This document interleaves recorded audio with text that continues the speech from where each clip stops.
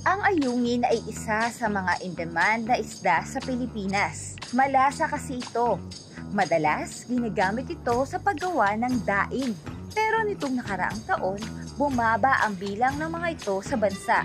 Si Dr. Frolan A. Aya ng Southeast Asian Fisheries Development Center ay nakadevelop ng paraan para muling maparami ang populasyon ng ayungin. Ipinakita ng National Inland Fisheries Technology Center kung paano ito isinasagawa. Istorya ng mga tagumpay, kwento ng buhay na binago, tatalakayin natin dito. Lahat yan masaya, matutunghayan sa Agri Ako Diyan. Kasama po natin si Sir Jed at si Miss Joanne. Ngayon naman, ayungin ang ating pag-uusapan at meron tayong mga gamit dito. Sir, tubig, tama ba? Apo. Mag-ano tayo, induce breeding ng ayungin. Ang ayungin kasi ma'am is indigenous dito sa atin sa Pilipinas. Then in the recent years medyo nagde-decline na yung kanilang population, particularly dito sa Laguna Lake because dahil dun sa pagpasok ng invasive species na tinatawag ay night fish. So Okay. nagkaroon kami ng mga gut analysis. So sa karamihan ng mga naigat analysis namin na night fish, more on fingerlings ng ayungin yung nakakain kinakakain. nila. So sabi nga nila, in the near future, baka hindi na natin matikman yung ayungin. So kaya ginawa itong technology na ito para maparami natin yung ayungin in captivity. Okay. So, Kailan po nagsimula yung pag-induce ng Itong technology na ito, na-develop ito nitong 2013 or 2014 bago lang po. Okay. So, yun po, tuturo po namin sa inyo is induced breeding. Ibig sabihin, gagamit po tayo ng hormone or itong pong ganito para po natin mag-i-injection po tayo. Although may dalawang proseso ng pagpapadami ng ayungin. Merong induced breeding, merong natural breeding. Sa natural breeding, pagsasamahin lang natin sila sa isang pan and eventually dadami na sila. Ito naman po, gagamit tayo ng hormone. Katulad din ba yun ng ibang isda na merong certain time and kailangan bilog ang buwan? Di ba Hindi yung po, sinasabi nila? sa ayungin naman po, pag ang ayungin nyo is umidad na ng mga 3 months or mga 2 inches yung body length, pwede na consider as breeder na po. Oh, mabilis lang. Opo, Kasi mabilis lang. Kanina yung sa karpa natin, 8 months. Opo, sa ayungin po, mabilis lang po. Okay, sige po. So, sa pagpili ng ayungin po, sa pagpili medyo mabusisi, ma'am, kasi tinatawag yun na milting process. Okay. Pag prines mo yung belly ng ayungin, papunta rin sa kanilang genital papillae. Pag may lumabas na kulay white, yun po yung male. Okay. Yan po yung Male, yan po yung sperm. So, pag sa pagpili, isa-isahin talaga. Unlike sa ibang isda, natitingnan mo lang physically nakikita. makikita nyo. Sa ayungin, iisa-isahin po. Then, sa babae naman po, dapat, sa pagpili ng breeders, dapat bulgy yung abdomen. Or malaki yung tiyan. Para ibig sabihin, masabi natin na may eggs sa loob. So, una, maglalagay tayo ng yelo dito sa unang basin. Ayan, dala-dala ni Kuya Jensen yung yellow natin. Then mag-prepare tayo sa basin lalagyan natin ng konting asin ng 2 ppt saline solution. Then sa pangatlong basin, tag dito? Tubig. Tubig na malinis po. Ano po ang purpose? Ba't natin nilagyan ng yellow? Ito po, kaya po natin nilagyan to ng yelo para lang isa-submerge po natin dito yung isda for about mga 5 seconds po. Just to immobilize po ma-immobilize lang po yung isda. Kasi may tendency po na ma-injured yung isda pag in-injectionan natin kasi masyado silang magalaw. Then after po noon, ma-injectionan natin, sasubmerge naman po natin dito sa tubig na mayroong 2 ppt saline solution para naman po ma-disinfect po yung sugat na cause ng injection. Okay. Then lilipat natin dito para makarecover yung isda. Then saka natin ilalagay dito sa mga breeding hapa natin, doon sila mangingitlog. Okay po, sige, simulan na natin. So, ide-demo po ni Ma'am Joanne yung pag-i-injection. Ayun. Ang liit nyo talaga. Hawakan lang po. Huwag nating bibitawan kasi mahirap pulihin. Malikot. Opo. So, mapapansin nyo po, ito po yung tinatawag na dorsal pin. Then, meron siyang guhit dito eh. Tawag po dyan is lateral line. So, sa pagitan po ng dorsal pin at lateral line, dito po tayo mag-i-inject sa intramuscular. Ang ini-inject natin, sir, yung hormone Oh, yung hormone po. Then, ang binibigay lang po natin ay 0.1. 0.1. Ito po Opo. nalagyan natin After ng po ma-injection natin, ma'am, ano ba, na-injection na, imamassage po natin. Kasi may tendency lumabas yung hormone. Okay. Para ma-sure lang.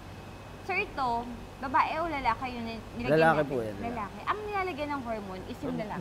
Both male and female. Parehas po. Tapos para sa di sila nangingitlog? Hindi po.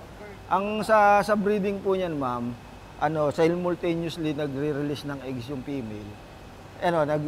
Nagre-release ng eggs yung female, then simultaneously pinafertilize ng male. Okay. Then ang itlog nila is adhesive man, ibig sabihin dumidikit sila sa kung sa wild, sa mga submerged object, halimbawa mga kahoy, Oo. sa mga bato, Sa atin, doon nila ano ginagamit natin dito sa So breeding? dito naman po, dito po natin nilalagay. So Didikit siya didikit doon sa siya gilid? sa gilid po. Okay. Sige, mamaya papakita natin kung saan doon sa breeding area nila. So ito, lalaki. Pwede ko pong itry yan. Magsaksak. Sige po. Pero hindi ako sure, sir, kung ano Sige po, ano lang po. Konti Wala lang. naman po itong tinik. Na, yung parang ano. Iyan mo muna rito, Joe. Ayan. Tapos ito. 1, 2, 3, 4, 5. Tapos... Ay! So, mga kalahati lang po nung needle lang. Kalahati ng needle. Apo. Teka, ayusin natin. Then, 45 degrees po yung needle. Ito pala yung problema ko. Hindi ako marunong magsaksak Huwag na niyo injection. muna hawakan. Dito niyo po muna. Itusok niyo po muna. Itutusok muna natin. Apo. Sir, dito? Apo, Dito? jump po. Ito. Apo. Sorry. Delikado na trabaho natin kay ma'am. Ayan. Tapos, 0.1 lang po. So, hanggang doon po sa 0.2. 0.2. Ramdaman ko nasasaktan siya. Imamassage natin. Habang inuhugot. Parang may future po ako dito Delikado trabaho natin kay ma'am. Tapos, lalagay na natin siya dito sa... Dito po, para po pa. Yan. So, ganun po siya katagal dapat dyan? Dito ma'am, at least mga isang minuto, then lipat na po natin. Oh. Ma'am Joanne, okay lang ba? Palitan kita pagkapagod ka na. Hindi, joke lang. Para may future. Ganun pala siya. Tapos, so yung babae sa kay lalaki na yan, ililipat natin dito. Ililipat na po dito. After 1 minute. Then, halimbawa po, nag-inject tayo ngayon, mga anong oras na ba? Ayan. Mga after 24 hours, hanggang 24 to 30 hours, tsaka sila mag-i-spawn. Mangingitlog. 24 hours lang. So ito sir, pagka ito, pinagsama na natin dito. Opo, then nilalipat na po natin. Ika-transfer na natin. Opo. Tapos iwan natin siya, 24 hours. Opo. Pagbalik natin niya, may itlog na. May itlog na po. Oh. Tapos, After po, halimbawa, nangitlog na po siya, tatanggalin na po natin yung breeder. Hayaan na lang natin mag-hatch yung itlog. Hindi naman po siya makakalabas dito. So yung itlog, iniiwan natin, yung breeder yung inaalis. Opo. Kasi kanina, nandun kami sa carp, yung breeder, kinuha muna namin yung itlog, nilipat namin. Tapos inalis yung breeder. Yung breeder, dadali na ulit sa pan. Opo. Oh. So ito mga 1 minute. Okay. Kasi ito po ngayungin, kino-consider ito as one freshwater species na merong tastiest flesh. Anong luto po ang pwede dyan? Pwede po yan, pwede po sinigang, paksiw, ganun po. Pinangat. Pwede rin po. Parang masarap din yung pangat. Kamyas. Sabi ng isda, kakatusok mo lang sa akin, gusto mo na akong kainin. So although kahit sabihin natin na medyo may kamahalan sila, dito kasi sa Rizal, traditional food item sila. So yung merong mga galing ibang bansa, pag umuwi dito, yan talaga yung hinahain nila. Kaya dito po sa Tanay Rizal, pag pumunta kayo ng palengke na mga 7 AM, wala na kayong makikitang malalaki. Maliliit na lang po yung mabibili nyo. Yung malalaki po yung mahal Oo. So, kahit ganun siya kamahal, talaga nabibili po. Kasi masarap. Ito po ba hindi dinadaing? Dinadaing din po yan, ma'am. Dinadaing din po. Yung maliliit niyan. Oo. Parang masarap din kasi siya idaing. So ngayon, sir, ilan na ang Halimbawa, nag-request ng mga fingerlings sa inyo, ilan ang nabibigyan natin ng mga fingerlings? So sa ngayon ma'am, Nasusuplayan? ngayon ma'am, ang ginagawa namin, nagkakaroon kami ng techno-demo. Techno-demo. So kumukuha kami ng mga cooperators, then nilalagyan namin ng ayungin yung pand nila. So tinitingnan namin kung alin bang feeds ang magandang gamitin, ilang ng mga stocking density para matukoy natin, then tsaka natin ma-develop yung sa grow out naman po. So ngayon wala pa tayong grow out? Wala ni, more on techno-demo pa lang po. Techno-demo tayo, oo. Matapos ang ilang minuto, Sir, lilipat na natin to doon sa breeding. Yes ma'am, lipat na po natin. So, after mga 24... Kinakamay lang din. Apo, 24 to 30 hours, mangingitlog na po siya. Usually, sir, gano'ng kadami yung kaya niya i-produce na egg? Sa ano ma'am, sa isang breeder po, ang 1 gram po ng itlog ng ayungin, nagre-range po na siya ng mga 1,500 hanggang 2,000 pieces. Isang 1 gram po na itlog. So, since 2013, tama ba? 13 Apo. ang kayo nag-start. Madami na kayo na-produce. Nitong ano lang po kami talaga nag-start mag-induce 2015 na. 2015. Yung pong technology, 2012 po ata o 2013 po siya na-develop. So, yun po. Marami na kayo na-produce nun since 2015. Marami na rin po. Yung iba po, ginagamit namin sa Basil Project Ano ng yung gobyerno. Na yung pong balik sigla sa ilog at lawa. So, may mga kailugan tayo rito na nilalagyan namin ng ayungin. Ano-anong mga ilog yun? Sa saang lugar? Pangkaraniwan po, nagpaglagay na po kami tsaka mga lawa po, sa Yambo Lake, tsaka sa South area. sa Laguna, then dito po sa Aplantan ay nakapaglagay na rin po. Mga kailugan po dito sa taas. Sa north area, hindi nyo pa na-try? Ang nangyayari po doon, kasi may mga focal person kami from every region, pag kailangan nila ng ayungin, pumupunta po sila rito or nagre-request po sila, then sila na po yung bahala. Halimbawa po, sa Paway nakapaglagay na, Paway Lake, nakapaglagay na po. So, nag-request po sila ng ayungin fingerlings, kinukuha rito, or minsan kami nagdadala, din doon namin pinakakawalan sa lugar nila mo. dito sa center, nagpapalaki rin sila ng mga giant freshwater prawn o ulang. Tinuturing isang delicacy ang ulang lalo na sa ibang bansa tulad ng Thailand. Nakatutok din ang center sa produksyon ng post-larvae o yung maliliit na ulang. Matapos ang isang buwan o mahigit, dito inililipat ang mga ulang. Dito sa center namin sa NIFTC, nag-breed kami ng mga ulang para ipamahagi sa iba't ibang lugar sa Pilipinas. Opo. So, nakikita ko may mga bilog-bilog ito. Tapos, ano yung...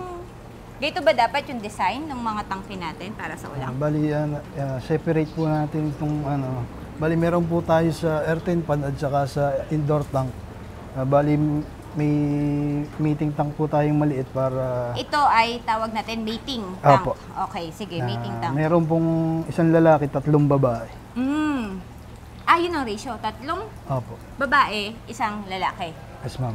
Okay. Paano natin malaman kung babae o lalaki? Ayan, Sir Eman, nandyan. Sa lalaki po,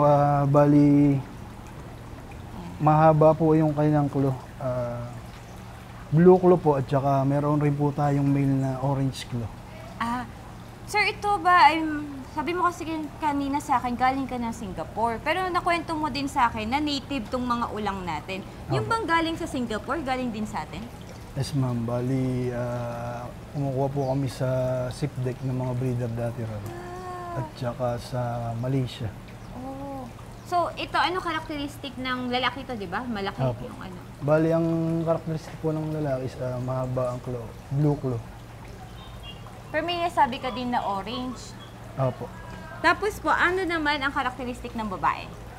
Sa babae po, maliit po ang claw. Maliit ang claw. Opo.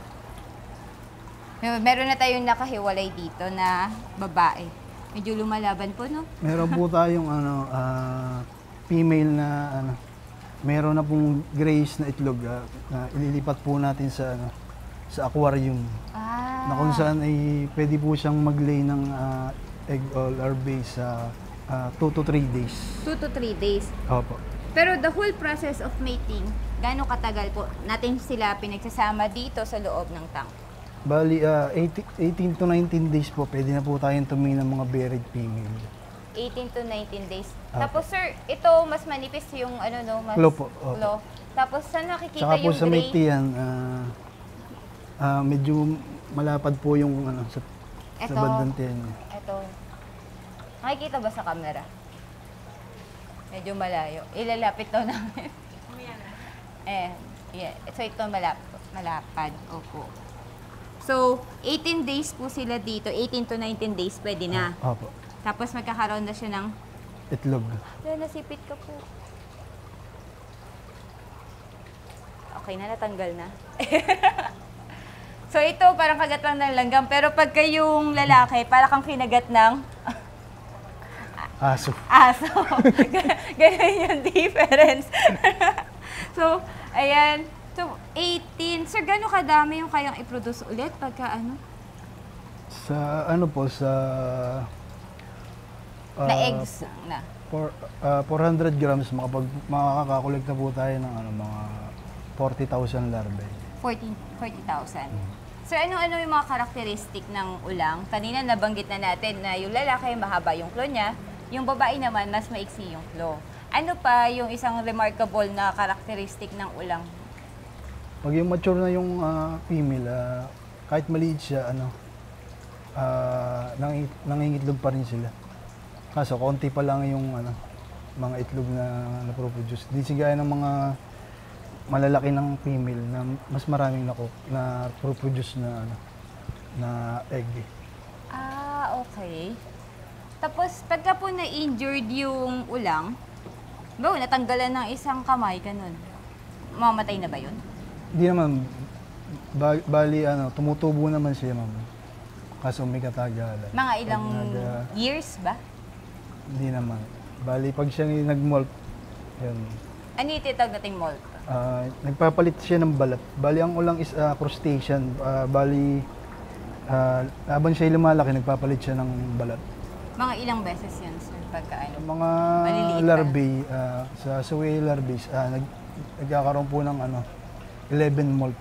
11 na agad? 11 molting bago maging post larvae. Oo. So, ilang taon po ang maturity ng ulang? Bali, 5 to 6 months, ma'am, pwede na po silang mabuntis. Okay, akala ko maabot ng taon. 6 months lang pala. Apo.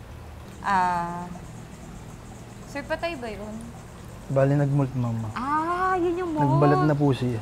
Okay. Kaya po sila may mga substrate. Roon po silang nagtatago. Kasi pwede po silang atakihin ng mga malalakas na ulang. Pwede po silang katay. Kasi manipis na yung balat nila. Oh. Bali, ang ulang po is omnivorous. Kumakain po siya ng plant and animal. Pero dito, ano pinapakain niyo sa kanya? Bali, PO4. Yung pong 35 to 40% protein. Pellets yun. Pellet, sinker oo. pellet po. May nabibili na tayo sa market. Opo, meron na po tayong mga available na commercial feed para po sa ulang. Pagka po ako, halimbawa gusto ko po magtayo ng ulang farm, ano po yung kailangan kong i-ready para makahingi ako sa inyo ng mga larvae. Tama sir, di ba larvae na Post-larvae ibibigay? Post-larvae. Opo. Para mabigyan niyo ako ng post-larvae. Ano po yung mga kailangan kong i-ready? Sa una po, dapat po meron kayong may mga pond, concrete tank, Okay. na kung saan mayroon po pwede ninyong i-culture yung ating mga post larvae. May ano ba tayo? Standard na size? Saka gaano kalaki dapat yung size na yun at ilan yung pwede nating ilagay doon? Sa 1 square meter po, pwede po kayong mag-alaga ng sa extensive is 1:3, sa semi-intensive is 4:8, sa intensive is 9 to 15 per square meter. Oh.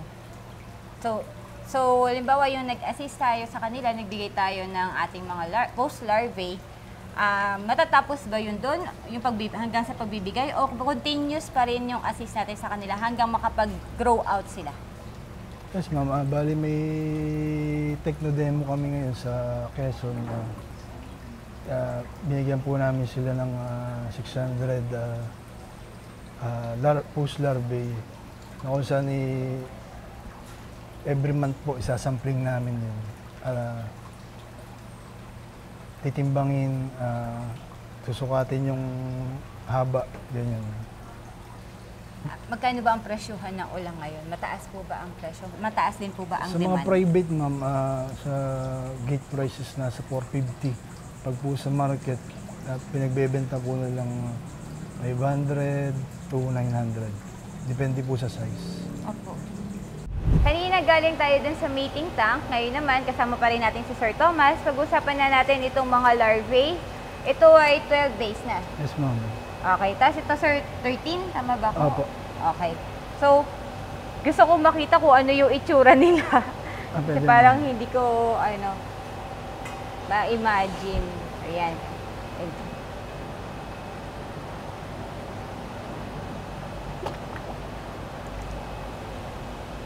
So, ito sa 12 days, mapula. Opo. Tsaka taob pa po sila. Taob, pabaliktad. Hmm. Sir, meron pa ibang lumulutang eh. Ano yun? Yung Ano po yun? Artemia. Artemia. Opo. Live food.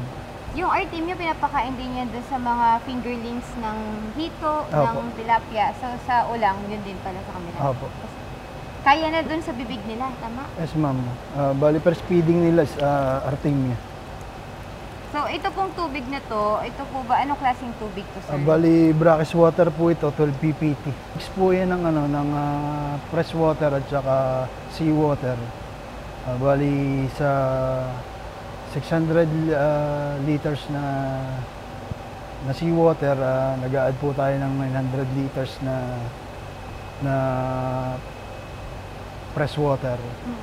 Para po magkaroon tayo ng 1,500 liters na 12 ppt brackish water. Okay. Sir, bakit kailangan natin siya ilagay sa brackish water? Hindi natin siya dinadirect agad dun sa fresh water?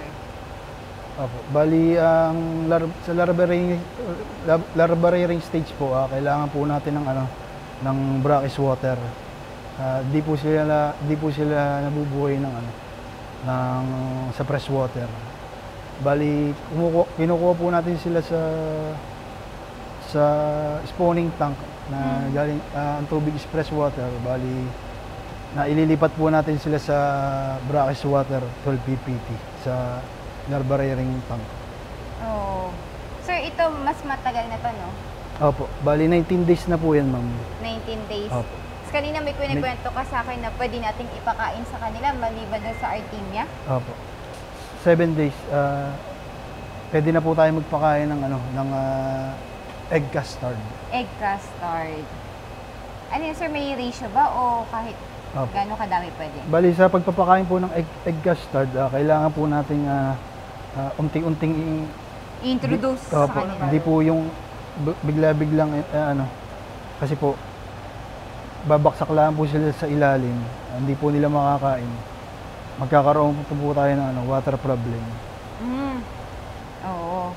So ito kayo na pa ako curious kasi halos lahat ang dinadaanan namin meron ganito. Ano po ba itong mga straw na yan? Rator hose po. Bali po siya po nagsusuklay ng DO natin sa Ano yung DO, sir? salve oxygen po. Oxygen. Rator. Oxygen rator? Tama? Rator, ma'am. Rator. Rator itong mismong tawag dito. O gaano ka-importante yung oxygen sa mga alaga natin dito na larvae? Para po maganda yung ng tubig. Flow. Opo. Kailangan po natin ang dissolved oxygen is 5 pataas, 5 ppm. Sir, pwede natin makita yung itsura nung Kasi parang kiti-kiti lang siya sa akin. Mas malalaki na po ito kaysa sa 19 days na po 19 sila. days yan. So ito, 19 days. Pabaliktad pa rin. Opo. Tapos wala pa siya yung pinaka-shell niya. Opo. Bali sa larva rearing stage, ma'am, nag-11 molt po sila sa 11 molt. 11 times sila magmo-molt. Opo.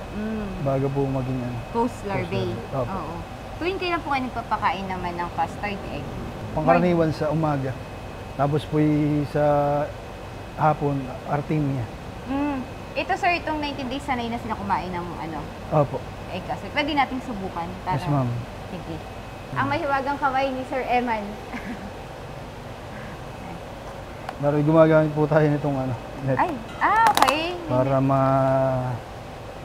yung So ito, recipe mo? recipe Ikaw po ni Ma'am gumawa? Malu. Kami na rin po gumagawa. May mga ano po yan, may mga computation ng ingredient. Ay, pinapakatas. Opo. Tatanggalin po natin yung aerator para kung saan tumingin. Ito pati to? Bakit kailangan po na walang rator? Para po hindi magalaw ang tubig. Okay. Makapag-concentrate sila doon sa Opo. pagkain. Kukuha lang yung mga konti. Tapos, bubulbul. Nag-iipon-ipon din sila. Ayan. Oo. Sanay na silang kumain. Opo. Sige nga.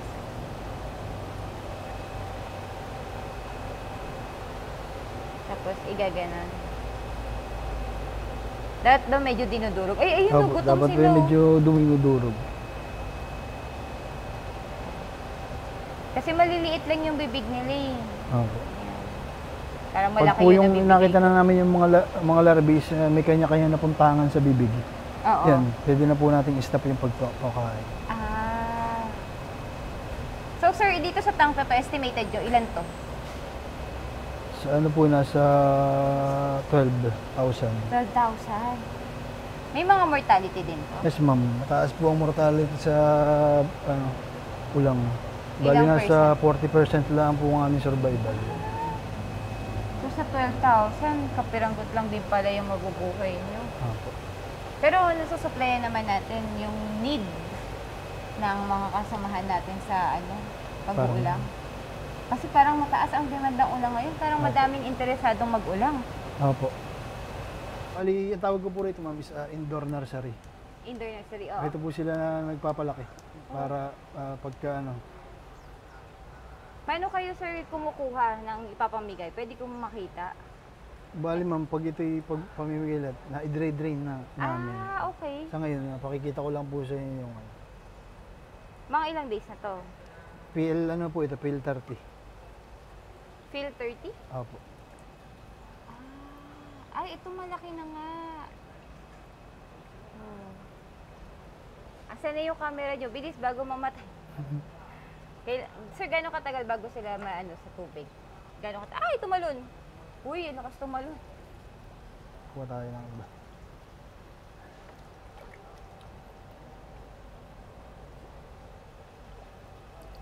Ito, laki na.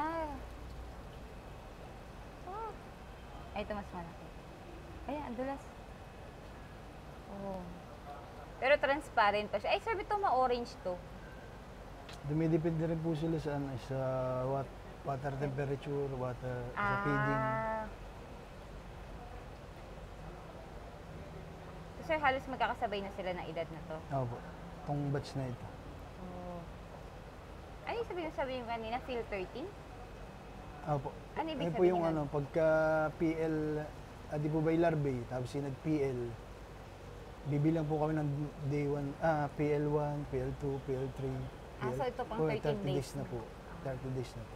So, ang release, pagka 13 days, pwede Pinakamaganda na. po i-stock ma'am sa, sa pond or sa wild, mga PL15 to PL30.